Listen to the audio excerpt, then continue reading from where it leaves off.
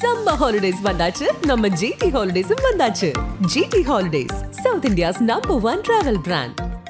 Sri Venkateshwara College of Engineering and Technology. Admissions open for BTech and MBA 2025. Mad Rabbit, India's finest audio wearable brand, starting at 999. நிறைய இடங்கள்ல நம்ம வந்து வேற reference பார்க்க முடியுது. ரெஃபரன்ஸ்ல தான் ட்ரெய்லர் இருக்கு அப்படின்ற மாதிரி நிறைய ரெஃபரன்ஸ் இருக்கு.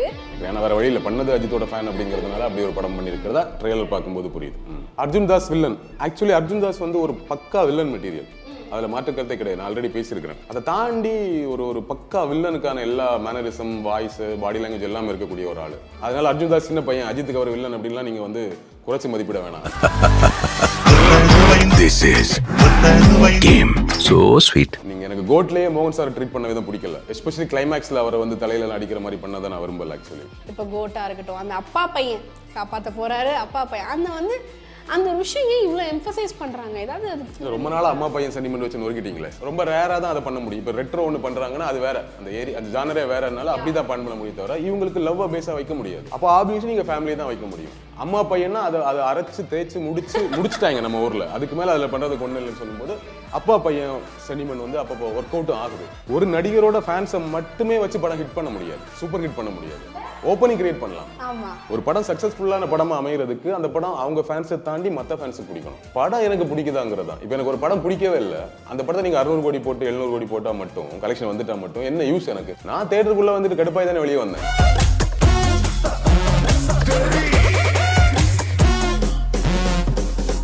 பயங்கரமா நேத்துல இருந்து எல்லாரும் வைப் பண்ணிட்டு இருக்காங்க. பழைய சாங்ஸ்க்குலாம் எடுத்து வைப் பண்ணிட்டு இருக்காங்க. காரணம் குட் பேட் அக்லி. பாத்தீங்களா ட்ரெய்லர்? பார்த்தேன். பிடிச்சதா? அஜித் ஃபேன்ஸுக்கு கண்டிப்பாக பிடிக்கும். அப்படி ஒரு ட்ரெய்லராக தான் இருந்தது. ஸோ படமும் அப்படி தான் இருக்கும்னு நினைக்கிறேன்.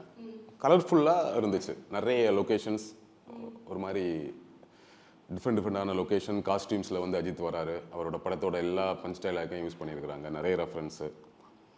ஸோ அந்த மாதிரி ஒரு யூஷுவல் கமர்ஷியல் படத்தில் கொஞ்சம் கலர்ஃபுல்லான ஏரியாவில் பையன் பற்றிலாம் பேசுகிறாருல, சம்திங் எமோஷனல் வேல்யூவோட ஒரு மாதிரி படமாக இருக்கும்னு நினைக்கிறேன். ஓவராலாக கமர்ஷியல் அதிகமாகவும் அந்த எமோஷன்லாம் ஒரு கீழே அடிமட்டமாக வச்சுட்டு ஒரு பேக்கேஜ் ஃபிலிமாக ஃபேன்ஸை மெயினாக அஜித்தோட ஃபேன்ஸை ஒரு கான்சென்ட்ரேட் பண்ணி தான் முழுக்க பண்ணியிருக்காங்கன்னு நினைக்கிறேன். ஏன்னா வேறு வழியில் பண்ணது அஜித்தோட ஃபேன் அப்படிங்கிறதுனால அப்படி ஒரு படம் பண்ணியிருக்கிறதா ட்ரெய்லர் பார்க்கும்போது புரியுது. எஸ், அண்ட் ஓப்பனிங்லேயே வந்து அந்த சாங் போட்டதெல்லாம் வந்து பயங்கரமாக நிறைய ஃபேன்ஸுக்கு வந்து ஒரு ட்ரீட் ஆகிடுச்சு. அண்ட் பீட் அப்படியே நிறைய காஸ்டியூம்ஸ் நீங்கள் சொன்ன மாதிரி போட்டுட்டு வராங்க. தென் ட்ரிஷா மேம் வராங்க, சிம்ரன் மேம் வராங்க. ஸோ இதெல்லாம் வந்து ரொம்ப ஆட் ஆனாக இருந்தது. ஸோ அர்ஜுன் தாஸையுமே மெயின் வில்லன் மாதிரி வச்சு எடுத்த மாதிரி இருந்தது. ஸோ அதை நீங்கள் எப்படி பார்க்குறீங்க? நிறைய கேரக்டர்ஸ் இருக்குது, பிடிச்ச characters. Trisha ma'am, Simran ma'am, Prabhu sir இருக்காரு, ஜாக்கி ஷெராஃப் இருக்காரு, இந்த மாதிரி நிறைய ஆர்டிஸ்ட் இருக்கிறாங்க. ஸோ அதனால உங்களுக்கு நிறைய எலிமெண்ட்ஸ் இருக்கும். யூஸ்வலாக அஜித்தோட படத்தில் ஒன்று இருக்கும், அவரை பில்டப் பண்ணுறது 2 கேரக்டர் இருக்கும். அவருக்கான பஞ்ச் டைலாக இவங்க பேசுவாங்க. அது என்ன படம்? விஸ்வாசம். ஆமா, இது மாதிரி நிறைய படம். விஸ்வாசம் நமக்கு இமிடியேட்டா மைண்ட்ல வருது. இந்த மாதிரி நிறைய படங்கள் இருக்கு. அவரோட வீரம், வேதாளம், விஸ்வாசம் எல்லாமே அந்த வகையற படம் தான். ஸோ இதுல இவங்க எல்லாம் என்ன பண்ண போறாங்க அப்படிங்கிறது தெரியல. அவருக்கு பில்டப் கொடுக்க போறாங்களா இல்லை இவங்களுக்கான கேரக்டரே ஸ்ட்ராங்கா இருக்கா அப்படிங்கிறத பொறுத்து தான் நம்ம அந்த ஸ்க்ரீன்ல பார்க்கும்போது எவ்வளோ இன்ட்ரெஸ்டா இருக்கும் அப்படிங்கிறது தெரியும். அர்ஜுன் தாஸ் வில்லன். ஆக்சுவலி அர்ஜுன் தாஸ் வந்து ஒரு பக்கா வில்லன் மெட்டீரியல். அதில் மாற்றுக்கருத்தே கிடையாது. நான் ஆல்ரெடி பேசியிருக்கிறேன். ஒரு ஹீரோவை நடிக்கிறாரு, அது அவரோட விருப்பம், உரிமை, நல்லாவும் பண்றாரு. அதை தாண்டி ஒரு பக்கா வில்லனுக்கான எல்லா மேனரிசம், வாய்ஸ், பாடி லாங்குவேஜ் எல்லாமே இருக்கக்கூடிய ஒரு ஆள். ஸோ இந்த படத்தில் ஒரு ஃபுல் டைம் வில்லனா வராரு அப்படின்னா நல்லா தான் இருக்கும். பட் அதையும் தாண்டி வேற வில்லன்கள் இருக்காங்களா அப்படிங்கிறது ஒன்று கொஸ்டின் இருக்கு. பிரசன்னா வந்தார். பிரசன்னா உண்மையாகவே எனக்கு ரொம்ப பிடிச்ச ஒரு பெர்ஃபார்மர். அவரோட கேரக்டர் ரொம்ப சர்ப்ரைஸாக இருக்கும்னு எதிர்பார்க்குறேன். ஸோ மெயின் வில்லன் வேற யாராவது கூட இருக்கலாம். ஏன்னா நம்ம வந்து வில்லன் அப்படின்னாலே வில்லன் நடிகர்களே பத்தலை நமக்கு. ஹீரோலையுமே ஒரு டாப் ஹீரோ தான் வந்து வில்லனா நடிக்கணும். விஜய் சேதுபதி வந்து வில்லனா நடிக்கணும், ஃபகத் ஃபாசில் வந்து நடிக்கணும், இல்லை பிருத்திவிராஜ் வந்து நடிக்கணுங்கிற மாதிரி தான் நம்ம மைண்ட் செட் ஆகிடும். இப்போ நீங்கள் ஒரு லாஸ்ட் ஒரு 5 இயர்ஸாகவே வில்லனுக்குன்னு நாசர் சார் இல்லை, ரகுவரன் சார் இல்லை.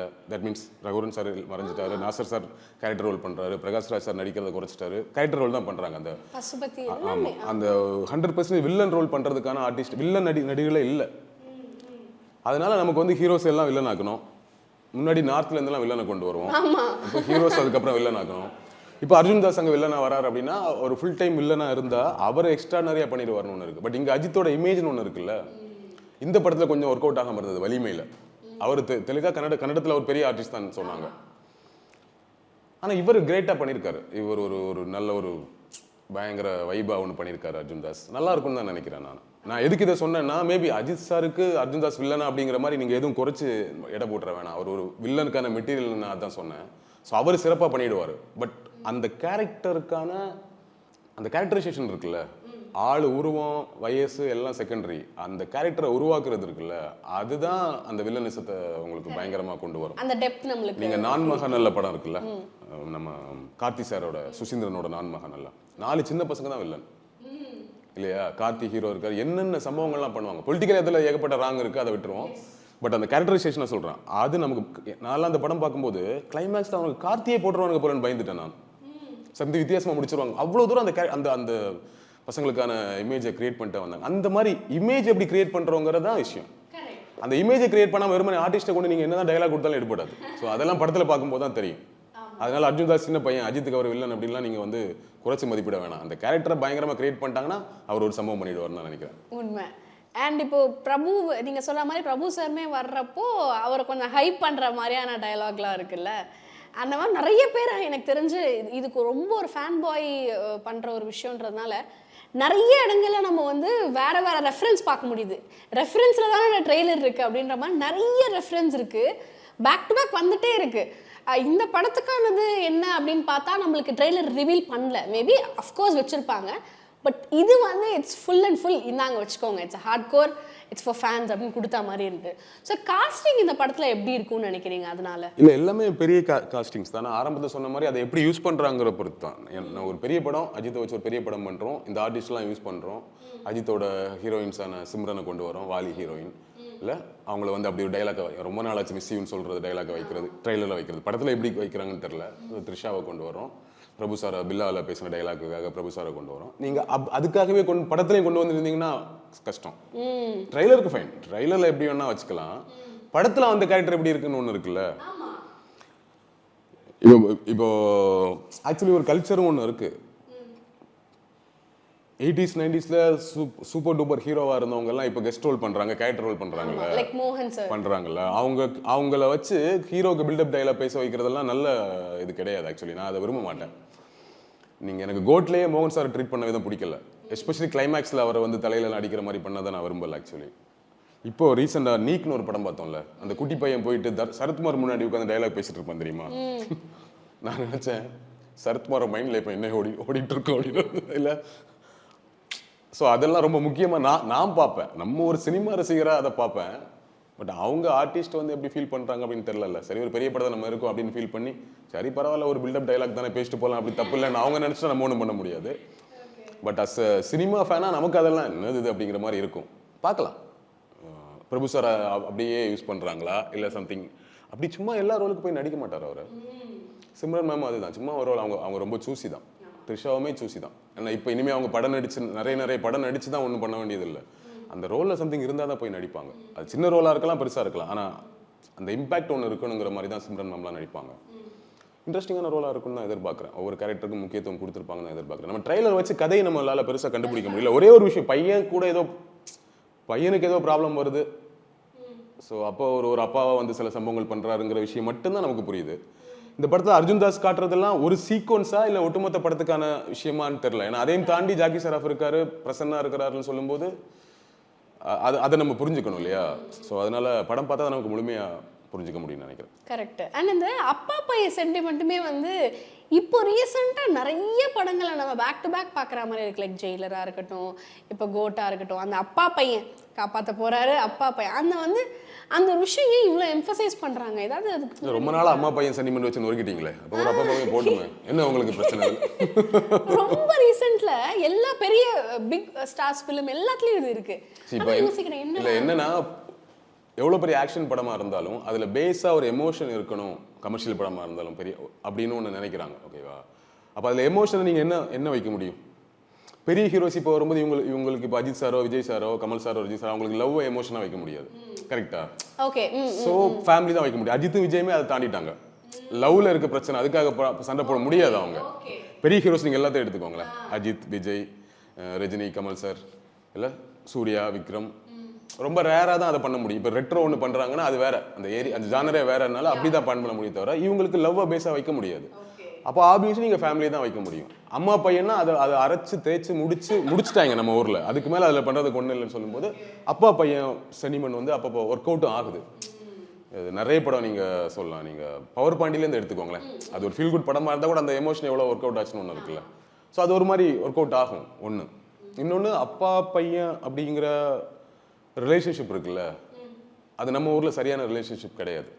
99.9% வீடுகளில் அப்பா பையனுக்கான ரிலேஷன்ஷிப் நல்லா இருக்காது. வெளியே வேணா ஃபாதர்ஸ் டேக்கு வேணா வந்து போஸ்ட் போடலாம்.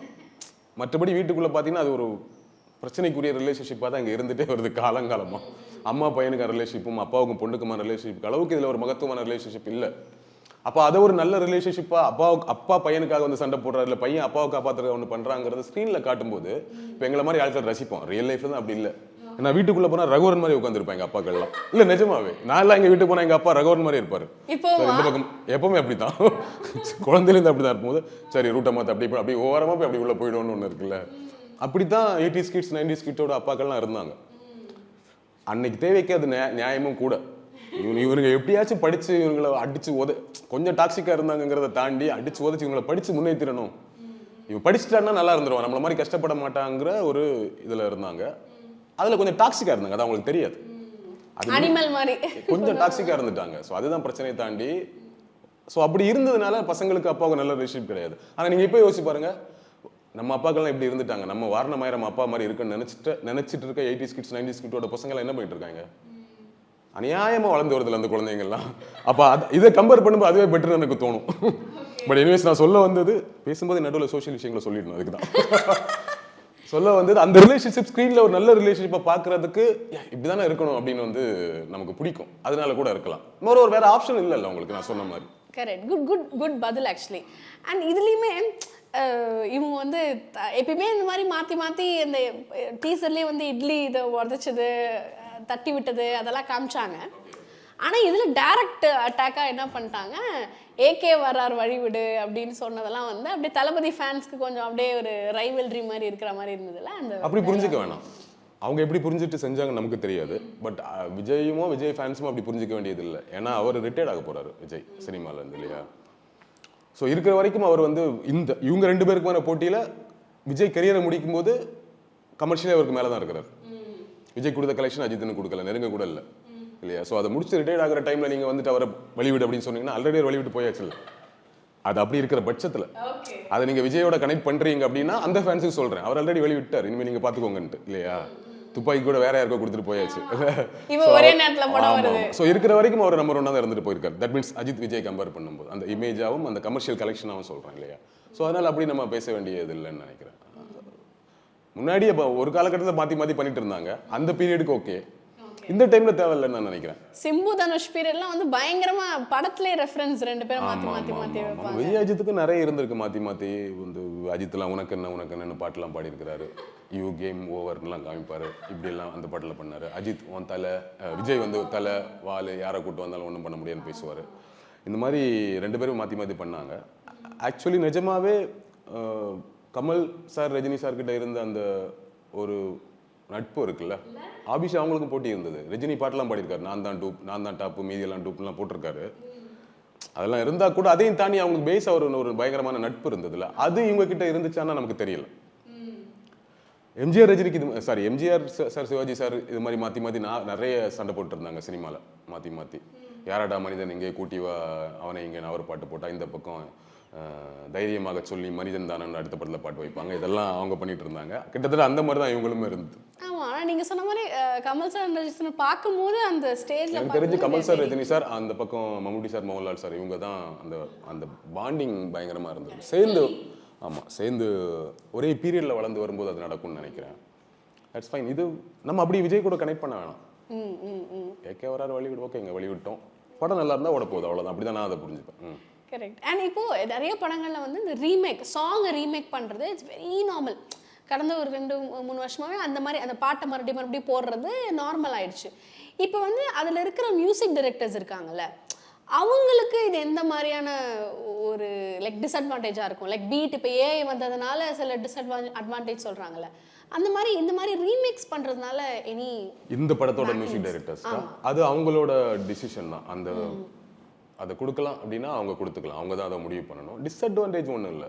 எண்ட் ஆஃப் தி டே படத்தில் நம்ம 5 பாட்டு போடுறோம், நம்ம படம் ஃபுல்லாக பேக்ரவுண்ட் மியூசிக் வாசிக்கிறோம். ஒரு சீக்வன்ஸில் ஒரு பெப் வேணும் அப்படிங்கிறதுக்காக ஒரு ட்ரெண்டை லோகேஷ் கனகராஜ் ஆரம்பிச்சு விட்டாரு. அதனால அதை எல்லாருமே ஃபாலோ பண்ணிட்டு இருக்கோம் அப்படின்னு சொல்லும்பொழுது அது ஒரு பீரியட், அது ஒரு 2-3 வருஷம் ஓடும், அப்புறம் மாறிடும் இல்லையா? ஸோ அதனால ஒன்றும் அவங்களுக்கு டிஸ்அட்வான்டேஜ் கிடையாது. End of the day fans enjoy பண்ணுறாங்க அப்படிங்கிறது தானே. தேட்டர் மூமெண்ட்ஸ் அப்படிங்கிற ஒரு விஷயத்தை கிரியேட் பண்ணி வச்சிட்டோம் இல்லையா? அப்போ தேட்டர் மூமெண்ட்ஸ் வந்து நீங்கள் அந்த இடத்துல மியூசிக் டைரக்டர் ஒரு பயங்கரமான மியூசிக் போட்டு வைப் ஏற்றிட முடியும். பட் அதையும் தாண்டி ஒன்று தேவைப்படுது. ஸோ பழைய பாட்டு போட்டால் ஆடியன்ஸ் வந்து கொஞ்சம் ஒரு மாதிரி வைப் ஆகுறான். இப்போ ₹10 தராங்க, எவ்வளோ 10 தராங்கிறது வந்து இப்போ நாங்கள்லாம் சின்ன வயசு குழந்தையா இருக்கும்போது கேட்டு என்ஜாய் பண்ண பாடல். இப்போ அஜித்தோட ஃபேன்ஸ்லாம் யார் உங்களுக்கு? ஹார்ட் கோர் ஃபேன்ஸ்லாம் 80s கிட்ஸ் 90s கிட்ஸ் தான் இல்லையா? அவங்க வளர்ந்து வரும்போது தான் அஜித் வந்து வாலி, ஆனந்த பூங்காற்றே அப்படின்லாம் நடிச்சுட்டு ஒரு மாதிரி பயங்கரமாக வந்த டைம் இல்லையா? ஸோ ஹார்ட் கோர் ஃபேன்ஸ் வந்து அவங்க தான் முகவரி. ஸோ அவங்களுக்கு வந்து இதெல்லாம் பயங்கர வைப்பை கொடுக்கும். இன்னைக்கு இருக்க யங் ஜென்ரேஷனுங்கிறது வேற, அவங்க வேற மாதிரி பார்ப்பாங்க. அவங்க தக்கு ஸ்வாகு அந்த மாதிரி இருக்கிறதெல்லாம் அவங்க ரசிப்பாங்க. பட் இதெல்லாம் அவரோட ஹார்ட் கோர் ஃபேன்ஸை கனெக்ட் பண்ணுறதுனால பண்ணுறாங்க. மியூசிக் டைரக்டர்ஸ் அவங்க விருப்பம். இப்போ ராஜா சார் கிட்ட போயிட்டு ஒரு பழைய பாட்டு போடுங்கன்னா வாட் அப்படின்னு கேட்பாரு, அவர்கிட்ட கேட்கவும் முடியாது. பட் ட்ரெண்ட் தானே, இன்னைக்கு இதுதான் ட்ரெண்ட் அப்படின்னா அதெல்லாம் பண்ணுறது ஒன்றும் தப்பு இல்லை. ஆடியன்ஸ் என்ஜாய் பண்ணுறோம், தியேட்டர் மூமெண்ட்ஸ் தேவை இல்லையா, அதனால பண்ணுறாங்க, அவ்வளோதான். அண்ட் ஒரு இப்போ கமர்ஷியல் படம்னாலுமே நம்ம ஆடியன்ஸ் எப்படி ஆயிட்டாங்கன்னா, ஓகே நீ கமர்ஷியல் எங்களுக்கு கொடுக்கலாம், அதுலேயுமே சம்திங் எங்களுக்கு இருக்கணும், ஒரு ஆர்ட் வேல்யூ இருக்கணும், இந்த படத்துக்கான ஒரு மரியாதை நாங்கள் செலுத்தணும்னா அதுக்கான விஷயங்கள் இருக்கணும்னு. ஸோ அதுக்கு இஸ் அ ப்ராமிசிங் டிரெக்டர். நம்ம அவர் படங்கள் பார்த்துருக்கோம். ஓகே இதில் ஏதோ ஒரு அஜித் சார் வச்சு எடுக்கிறாருன்னா அந்த படத்தில் சும்மா அந்த தேட்டர் மூமெண்ட்ஸ் மட்டும் இருந்துராது அப்படின்றது நம்மளுக்கு தெரியும். பட் இந்த படம் எந்த மாதிரியான படமாக இருக்கணும் ட்ரெய்லர் வச்சு உங்களால் கணிக்க முடியுதா? ஓகே இந்த மாதிரி, இல்லைன்னா நீங்கள் பேசியிருக்கலாம் அந்த மாதிரி. இல்லை இது ஒரு நீங்கள் சொன்ன பாயிண்ட் கரெக்டு. நீங்கள் கமர்ஷியல் படம் கூட எடுங்க, ஆனால் அதில் எனக்கு புதுசாக ஒன்று இருக்கணும், புதுசாக ஒரு எக்ஸ்பீரியன்ஸ் கிடைக்கணும். ஸோ அந்த பாயிண்ட் தான் கரெக்டாக பண்ணவர் தான் லோகேஷ் கனகராஜ். கைதி கமர்ஷியல் படம் தான், ஆனால் அது நமக்கு ரொம்ப ராவாக புதுசாக சாங்ஸ்லாம் இல்லாமல் ஒன்று பண்ணுச்சு. விக்ரம் கமர்ஷியல் படம் தான், அதுவுமே அதே தான் நமக்கு பண்ணுச்சுன்னு ஒன்று இருக்குல்ல. இப்போ ரீசெண்டாக வீரதீர சூரன் ஒன்று பண்ணுச்சுல்ல, கமர்ஷியல் படம் தான், பட் அதுக்குள்ள ஒரு ராவா சில விஷயங்களை பண்ணுறது அந்த மாதிரி நமக்கு புதுசாக வேணும். அப்படி பார்க்கும் பொழுது ஆதிக் அவர்கள் பண்ண மார்க் ஆண்டனி அப்படி ஒரு படம் தான், அது 100% கமர்ஷியல் மூவி, ஆனால் எவ்வளோ ஃப்ரெஷ்ஷாக இருந்துச்சுல்ல. டைம் மிஷின்ங்கிற ஒரு விஷயம், எஸ்.ஏ. சூர்யா விஷாலோட பெர்ஃபார்மன்ஸ், 2 கேரக்டர்ஸ், அந்த காலத்தில் வாழ்ந்த இந்த காலத்தில் வாழ்ந்த அந்த ஐடியா தான் நமக்கு, அதனால அந்த படம் ஹிட்டே தவிர வெறுமனே அந்த படத்தில் போட்ட பாட்டும் கலர்ஃபுல்லாக இருந்ததும் எஸ்.ஏ. சூர்யா டைலாக்கை வச்சு சில்க் வந்ததுனால படம் ஹிட் கிடையாது. ஓவராலாக படத்தில் இன்ட்ரெஸ்டிங்கான ஒரு விஷயம் இருக்கு, அதுக்கு மேலே இந்த விஷயத்தெல்லாம் சேர்க்கிறாரு. அந்த படத்தில் சில்க் மூமெண்ட் வந்து தியேட்டர் மூமெண்ட் தான் இல்லையா?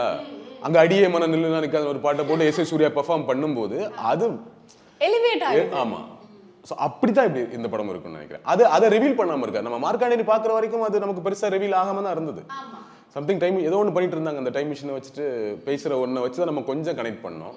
பட் இந்த படத்தில் உங்களுக்கு அப்படி ரிவீல் பண்ணி தான் அஜித்துக்கு ஓப்பனிங் கொண்டு வரணுங்கிற அவசியம் இல்லை. அஜித் சார் படம்னாலே போய் பார்க்க போகிறோம். ஸோ சர்ப்ரைஸ் விஷயத்தெல்லாம் தேட்டரில் வந்து பார்த்துக்கிட்டுங்கிறதுக்காக கூட அதை ரிவீல் பண்ணாமல் இருக்கலாம். ஸோ கண்டிப்பாக அப்படி ஒன்று இருக்குன்னு தான் நினைக்கிறேன் இல்லையா? ஏன்னா ஃபேன்ஸ் எல்லாருக்குமே நல்லா தெரியும், ஸ்டார்ஸுக்கும் தெரியும், அவங்கள வச்சு டைரக்ட் பண்ணுறவங்களுக்கும் தெரியும். ஒரு நடிகரோட ஃபேன்ஸை மட்டுமே வச்சு படம் ஹிட் பண்ண முடியாது, சூப்பர் ஹிட் பண்ண முடியாது. ஓப்பனிங் கிரியேட் பண்ணலாம். ஒரு படம் சக்ஸஸ்ஃபுல்லான படமாக அமைகிறதுக்கு அந்த படம் அவங்க ஃபேன்ஸை தாண்டி மற்ற ஃபேன்ஸுக்கு பிடிக்கணும். உதாரணத்துக்கு சொல்கிறேன், இப்போ நான் வந்து பயங்கரமான கமல் ஃபேன், எல்லாருக்குமே தெரியும். ஆனால் நீங்கள் ரஜினி சாரோட படத்தை எடுத்துக்கோங்களேன், பாட்ஷா, அண்ணாமலை, அருணாச்சலம், முத்து, படையப்பா, இந்த படங்கள்லாம் இருக்குல்ல, இது எல்லாருக்கும் பிடிக்கும். கமல் ஃபேனான எனக்கும் பிடிக்கும். அதனால தான் அவரோட அந்த பீரியட்ல அவர் தொடர்ந்து சக்ஸஸ் கொடுத்துட்டே இருந்தார்.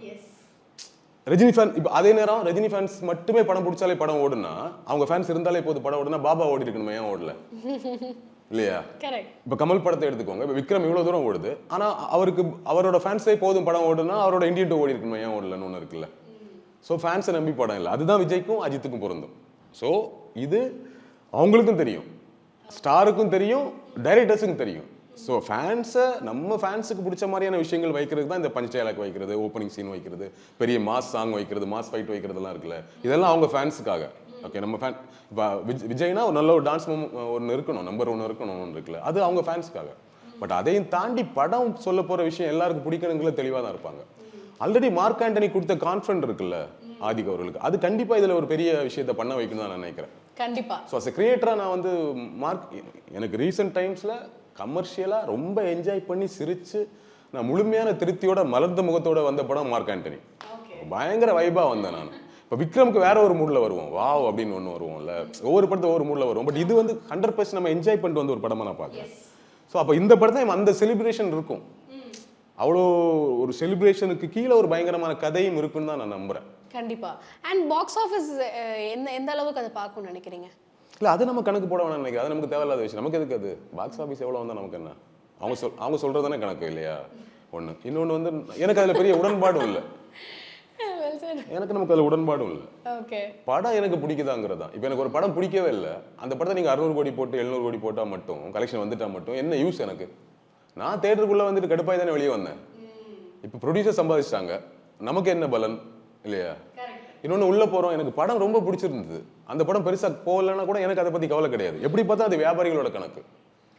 வருத்தம் இருக்கு, சார் நல்ல படம் கமர்ஷியலாக போய் நல்லா இருந்திருக்குமேங்கிற வருத்தம் தான் இருக்கும் இல்லையா? பட் அது என்ன பாதிக்க போகிறது இல்லை. ஸோ அது வியாபாரிகளின் கணக்கு, படத்தில் ஒர்க் பண்ணுற டெக்னீஷியன்ஸ், பெரிய ஆர்டிஸ்டோட கணக்கு. நமக்கு படம் பிடிச்சிருக்கா அப்படிங்கிறது தான், எனக்கு என்ன திருப்திப்படுத்துதுங்கிற விஷயத்தை தான் நான் எப்பவுமே கான்சன்ட்ரேட் பண்ணுவேன். ஸோ இப்போ என்ன இருந்தாலும் எனக்கு பிடிச்ச படம், ரொம்ப பிடிச்ச படம் நான் எனக்கு அது. ஆனால் நீங்கள் என்ன இருந்தாலும் கம்பேர் பண்ணும்போது அவரோட விசுவாசம் அதோட நல்லா ஓடி இருக்கும், வீரம் அதோட நல்லா கலெக்ட் பண்ணியிருக்கும், வேதாளம் அதோட நல்லா கலெக்ட் பண்ணியிருக்கும். ஆனால் அந்த 3 படத்தோட எனக்கு என்ன இருந்தாலும் தான் பிடிக்கும் இல்லையா? அப்போ அந்த கலெக்ஷன் எனக்கு விஷயம் கிடையாது. அவங்களோட அது என்ன வேணா பார்த்துக்கட்டும், என்ன வேணா நம்பர்ஸ் இருக்கட்டும். ஆப்வியஸ்லி நீங்கள் சொல்கிற மாதிரி பெரிய கலெக்ஷன்ஸ் வருதுன்னா இண்டஸ்ட்ரி க்ரோ ஆகுங்கிறது ஒன்று இருக்குல்ல, அதுக்கு ஹெல்ப் பண்ணும். பட் அது அவங்க தான் பார்த்துக்கணும், அதுக்கு நம்ம பொறுப்பாக முடியாது இல்லையா? ஸோ அதுக்கு நம்ம பொறுப்பாக முடியாது, அது அவங்களோட ஏரியா தான். ஏன்னா இண்டஸ்ட்ரி பெருசாகுது அப்படின்னா வந்து நமக்கு நன்மை எதுவும் இல்லை, நமக்கு படம் நல்ல படங்கள் வருங்கிறத தாண்டி நமக்கு நேரடி நன்மை எதுவும் இல்லை இல்லையா? ஸோ அதனால அது அவங்களோட ஏரியா. அது நம்ம அதுக்குள்ளே போய் நம்ம வந்து வருத்தப்பட வேண்டியது இல்லை. நம்ம 1000 கோடி அப்படின்ட்டு நம்ம வந்து போட்டால் நம்ம பையில தான் வரப்போதா? ஒன்றும் இல்லை. ஸோ அது நமக்கு தேவையில்லை. படம் பிடிக்குதா, சந்தோஷமா வெளிவா. எனக்கு படமே பிடிக்கல கேட்டால் 600 கோடின்றான், அப்புறம் எவ்வளோ கடுப்பாக உள்ள போய் அவ்வளோ கடுப்பில் எழுந்திரிச்சு வரேன். ரீசெண்ட் டைம்ஸ் அது கூட நடந்திருக்கு எனக்கு 1-2 படத்தில். ஃபைன், அதனால அந்த ஏரியாக்குள்ள நமக்கு தேவையில்லை நினைக்கிறேன். காசு வேஸ்ட் ஆகுதுன்ற ஒரு எண்ணம்லாம் காசு வேஸ்ட் கூட இல்லை, காசு ஃபைன் ஓகேவா? இப்போ நமக்கு ஒரு 200 ரூபாய் செலவு பண்ணுறோம், இல்லை 300 ரூபாய் செலவு பண்ணுறோம், அது இல்லைன்னா இன்னொரு இடத்துல செலவு பண்ண போகிறோம். நான் அந்த காசு விஷயத்த பெருசாக சொல்ல மாட்டேன். ஏன்னா நம்ம மக்கள் செலவு பண்ணுறதுக்கான வாய்ப்புகளை உருவாக்கிட்டே இருக்கு இந்த உலகம். ஏன்னா நமக்கு என்ன தேவை அதை நம்ம வாங்குறது இல்லை. நான் ஒரு ப்ராடக்ட் ரெடி பண்ணிட்டேன், நீ அதை வாங்குங்கிறதா இங்கே இப்போ நடந்துட்டு இருக்குது இல்லையா? டைம் சொல்றீங்களா? அப்போ டைம், என்னோட டைம், நான் உன்னை ரசிக்கிறதுக்காக போய் உட்கார்ந்து இருந்தேன்ல, அதில் கிடைக்கக்கூடிய ஏமாற்றம் தான் எனக்கு முக்கியம். நான் 2.5 மணி நேரம் படம்னா அதுக்கு முன்னாடி 1 மணி நேரம், அதுக்கு முன்னாடி 1 மணி நேரம். அப்போ கிட்டத்தட்ட ஒரு 5 இயர்ஸ்க்கு மேலே நான் ஒரு படத்துக்காக ஒரு ½ டே நான் ஸ்பெண்ட் பண்ணுறேன். அப்போ ½ டே நான் கொடுக்குறேன், நான் ஒரு ரசனைக்காக வரேன், நான் ஒரு எக்ஸ்பீரியன்ஸ்க்காக வரேன். அப்போ என்ன நீ ஏமாற்றி அனுப்புறேன்னு ஒன்று இருக்குல்ல, ஸோ அதுதான் இங்கே முக்கியமானதை பார்க்குறேன். மற்றபடி 200 ரூபாய் 300 ரூபாயோ ஒன்றும் இல்லை. தேட்டரில் விற்கிற பாப்கார்ன்லாம் அதெல்லாம் ஆப்வியஸ்லி வருத்தம் தான். 400 ரூபாய் 500 ரூபாய் விற்கிறாங்க. சரி ஃபைன், பார்க்கிங் வேற இப்போ சார்ஜஸ் இல்லை. இப்போ அதெல்லாம் நான் சாப்பிட்றது இல்லை, பாப்கார்ன்லாம் சாப்பிட்றதில்ல, படத்தை மட்டும் பார்த்துட்டு வந்துடுறது. யாராவது வாங்கி கொடுத்தா சாப்பிட்றேன். அதனால ஃபைன், நமக்கு பிடிச்சிருக்காங்கிறத நம்ம பார்க்கணும்னு நினைக்கிறேன். ஆனால் ஒரு ஃபைனல் கொஸ்டின் என்னன்னா, நிறைய பேர் இப்போ கம்பேரிசன் ஆப்வியஸ்லி நிறைய மற்ற ஆர்டிஸ்டோட கம்பேர் பண்ணுவாங்க 2 படங்கள் வருதுன்னா. பட் அஜித் சாருக்கு வந்து விடாமுயற்சி குட் பேட் அக்லியே கம்பேர் பண்ணுவாங்க, ஃபேன்ஸாக இருக்கட்டும் இல்லை ஆடியன்ஸாக இருக்கட்டும். அதை எப்படி நீங்கள் பார்க்குறீங்க? ஒரு நேரடி அனுபவமே எனக்கு இருக்குது. எனக்கு பென்னின்னு ஒரு ஃப்ரெண்ட் இருக்கான், அவன் தீவிரமான அஜித் ஃபேன். நாங்கள் இந்த தொடர்ந்து அவருக்கு அட்டகாசம், ஜி, ஜனா இப்படியெல்லாம் படங்கள் சரியாக போகாமல் இருந்த காலகட்டத்தில் ஜனா ஜிலாம் வந்துருச்சுன்னு நினைக்கிறேன். ஐ திங்க் ஏதோ ஜி வந்துருச்சுன்னு நினைக்கிறேன். ஜி பார்த்துட்டு இருக்கிறோம், இன்டர்வலோட நாங்கள் சொல்கிறோம், என்னடா இருக்கு வெயிட் பண்ண அட்டகாசம் வருது அப்படின்றான். ஏய் இந்த படம் நல்லா இல்லைன்னா நீ அடுத்த படத்தை போய் சிறக்கிற மாதிரி. ஸோ அது இருக்கும் தானே. ஆப்வியஸ்லி இப்போ முன்னாடி படம் கம்பேர் பண்ணும்போது அஜித் சார் ஒன்று சொல்லியிருக்கிறாரு, மற்ற நடிகளை கம்பேர் பண்ணும்போது எனக்கு ஹிட்டை விட ஃப்ளாப்ஸ் தான் அதிகம் அப்படின்னு சொல்லிட்டு. ஸோ அவருக்கு ஃப்ளாப்ஸ் அதிகம் அவரே சொல்றதுனால நம்ம அதை சொல்லலாம். ஸோ அப்போ அந்த ஃபேன்ஸ்க்கு அப்படி தான் ஒன்று பண்ணுவாங்க, போன படம் சரியா போகல, அதை விட இந்த படம் நல்லா போயிடணுங்கிற மாதிரி ஒன்று இருக்கும் இல்லையா? ஸோ அது ஒன்று இருக்கும். இன்னொன்று விடாமுயற்சி ஒரு மாதிரி எதிர்பார்க்கப்பட்ட படம். ரீசன்ட் கொஞ்ச நாளாக ஒரு பெரிய கேப்புக்கு அப்புறம் வந்தது விடாமுயற்சி. ஸோ அதோட கம்பேர் பண்ண வேண்டியது இல்லை, அது ஒரு வேற ஒரு ஆர்க்கில் எடுத்த படம், இது ஒரு டோட்டலாக வேற ஒரு அந்த ஃபிலிம் மேக்கர் வேற, இந்த ஃபிலிம் மேக்கர் வேற. எனக்கு தெரிஞ்சு விடாமுயற்சியே சொல்லப்பட்ட காலகட்டத்தில் முறையாக எடுக்கப்பட்டு சரியான நேரத்தில் வந்திருந்து அது ஒரு நல்ல படமாக வந்திருக்கும். நீங்கள் ஒரு படத்தை போட்டு 2 வருஷம் 3 வருஷம் எடுத்துட்டீங்கனாலே முடிஞ்சு போச்சு, அங்கே ஏதோ ப்ராப்ளம் முடிஞ்சிடும். அங்க ப்ராப்ளம் இருந்தா தானே ஒரு படம் அவ்வளோ நாள் எடுத்துட்டு போகுது, அங்க ஏகப்பட்ட பிரச்சனை இருக்குன்னு அர்த்தம். அவ்வளவுதான். நீங்க இவ்வளவு லேட்டா வர படம் ஓடாது. அது எப்பவுமே லேட்டா வந்து ஒரு படம் ஓடிச்சுன்னா ஒரே ஒரு படம், அதுவும் அஜித்தோட படம் வரலாறு தான். அவ்வளோ லேட்டாக வந்து ஒரு படம் பயங்கரமாக ஓடிச்சுன்னா வரலாறு மட்டும்தான் ஓடிச்சு. காட்ஃபாதர்னு ஃபர்ஸ்ட் பேர் வச்சிருந்தாங்க. மற்றபடி எவ்வளோ படம் நீங்கள் சொல்லலாம். விஜய்க்கு என்றென்றும் காதல் ஒரு படம் ரொம்ப லேட்டாக வந்துச்சு, சரியா போகல. உதயா ரொம்ப லேட்டாக வந்துச்சு. படம் அப்படியே படுத்துருச்சு. 7 வருஷத்துக்கு அப்புறம் என்னென்ன படிட்டீங்கிறீங்களா, 2 பாட்டெலாம் ஷூட் பண்ணி ரிலீஸ் பண்ணாங்க, ஓடல. மதகஜராஜா கூட அப்படி மதகஜராஜா ரொம்ப லேட்டாக வந்து ஓடிச்சு. அது டோட்டலாக வேற ஜானர்னு வச்சுக்கோங்களேன். இப்போ இந்தியன் 2 லேட்டாக வந்துச்சு, என்னாச்சுன்னு பார்த்தீங்களா. ஸோ உங்களுக்கு லேட்டாக வர படத்துக்குள்ள பிரச்சனைகள் இருக்கும். அந்த பிரச்சனைகளை சரி பண்ணி ஒரு முழுமையான படமாக வெளியே கொண்டு வர முடியாது. அப்படி தான் நான் விடாமுயற்சி பார்க்குறேன். அந்த படத்தை நான் வந்து மகிழ் திரும்பி அவர்களை ப்ளேம் பண்ண விரும்பல. நான் அவர் ரொம்ப அற்புதமான ஒரு கிரியேட்டர். அவருக்குன்னு அவரோட மற்ற படங்கள்லாம் நம்ம பார்த்துருக்கோம்ல. அப்போ அந்த டைமையும் கொடுத்துருந்தா அவர் அற்புதமான ஒரு சூப்பரான ஒரு படத்தை கொடுத்துருப்பாரு. மிஸ் ஆயிடுச்சு. அதில் பாதிக்கப்பட்டது அவர் தான் இல்லையா. அந்த பாதிப்பு யாருக்கு? அஜித்துக்கு கிடையாது. அஜித் சார் அடுத்த படம் பண்ணிடுவாங்க. ஃபேன்ஸ் யாரை இப்போ சொல்கிறாங்கன்னா அவரை தான் சொல்லுவாங்க இல்லையா. ஸோ உண்மையாகவே அந்த இவங்கெல்லாம் சேர்ந்து ஏற்படுத்திய பிரச்சனையினால பாதிக்கப்பட்டது அவர் தான்.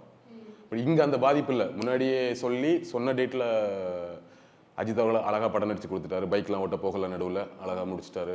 ட்ராவல் போகல, முழுக்க அதுக்கு டெடிகேஷன் எடுத்து பண்ணி கொடுத்துட்டார்ல. ஸோ அதனால் இந்த படம் முழுமையான படமாக வந்துடும் நினைக்கிறேன். கண்டிப்பா. அண்ட் குட் பேட் அக்லிக்கு பயங்கர ஹைப் இருக்கு. படம் பார்த்துட்டு வந்து ஒரு டிஸ்கஷன் பண்ணலாம். Thank you so much. Thank you. Summer holidays வந்தாச்சு, நம்ம ஜிடி ஹாலிடேஸும் வந்தாச்சு. GD holidays, south India's #1 travel brand. Sri Venkateshwara College of Engineering and Technology. Admissions open for BTech and MBA 2025. Mad Rabbit, India's finest audio wearable brand, starting at 999.